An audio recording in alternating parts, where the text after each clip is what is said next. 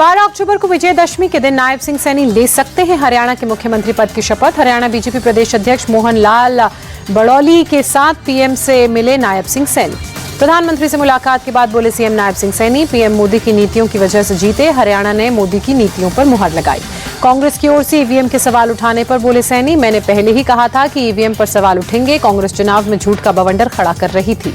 हरियाणा में बीजेपी की जीत पर गदगद पीएम मोदी, कहा हरियाणा में सुशासन की राजनीति की जीत हुई, हरियाणा के लोगों ने कमल कमल कर दिया। जीत के बाद पीएम मोदी का कांग्रेस पर निशाना। पीएम मोदी ने कहा ज्यादातर राज्यों में कांग्रेस की नो एंट्री, अब देश विरोधी राजनीति नहीं चलेगी। पीएम मोदी का आरोप, देश के खिलाफ अंतर्राष्ट्रीय साजिश हो रही है और इसमें कांग्रेस के लोग शामिल। जम्मू कश्मीर में बीजेपी के प्रदर्शन पर भी पीएम मोदी ने कहा कर्फ्यू और अलगाववाद के कालखंड से बाहर निकल रहा है प्रदेश।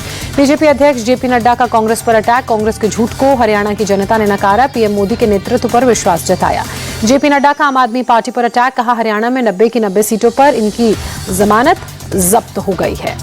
हरियाणा चुनाव के नतीजों पर आम आदमी पार्टी नेता प्रियंका कक्कड़ का बयान, कहा अगर हरियाणा में गठबंधन हो जाता तो नतीजे और कुछ ही होते। हरियाणा को लेकर संजय राउत ने कहा हरियाणा में इंडिया गठबंधन नहीं बन पाया था, कांग्रेस को लगता था कि वे अपनी ताकत पर जीत जाएंगे। हरियाणा चुनाव नतीजों के बाद केंद्रीय मंत्री और हरियाणा के पूर्व मुख्यमंत्री मनोहर लाल खट्टर ने कहा पीएम मोदी के नेतृत्व में बीजेपी का काम लोगों को पसंद आ रहा है, साइलेंट वोटर्स ने प्रमुख भूमिका निभाई है।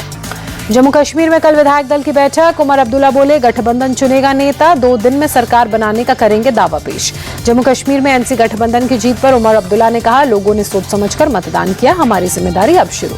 उमर अब्दुल्ला ने कहा हमारे और दिल्ली में फर्क, सरकार गठन होते ही पहला संकल्प जम्मू कश्मीर को राज्य का मिले दर्जा, पीएम को पेश किया जाएगा प्रस्ताव। उमर अब्दुल्ला ने बीजेपी पर निशाना साधा, कहा बीजेपी की राजनीति को स्वीकार नहीं करेंगे, बीजेपी के साथ प्रतिद्वंदिता जारी रहेगी लेकिन केंद्र सरकार के साथ समन्वय रहेगा। जम्मू कश्मीर के पूर्व डिप्टी सीएम और बीजेपी नेता कविंद्र गुप्ता का बयान, हम विपक्ष की भूमिका निभाएंगे, जम्मू के हितों की रक्षा करेंगे। जम्मू कश्मीर में आम आदमी पार्टी का खाता खुलने पर कल डोडा जाएंगे केजरीवाल, धन्यवाद रैली को करेंगे संबोधित। संजय राउत ने बीजेपी के जम्मू कश्मीर में हार जाने पर सवाल उठाते हुए कहा बीजेपी के लिए जम्मू कश्मीर का महत्व सबसे ज्यादा रहा, जहां से उन्होंने आर्टिकल 370 हटाया वहीं वो हार गए।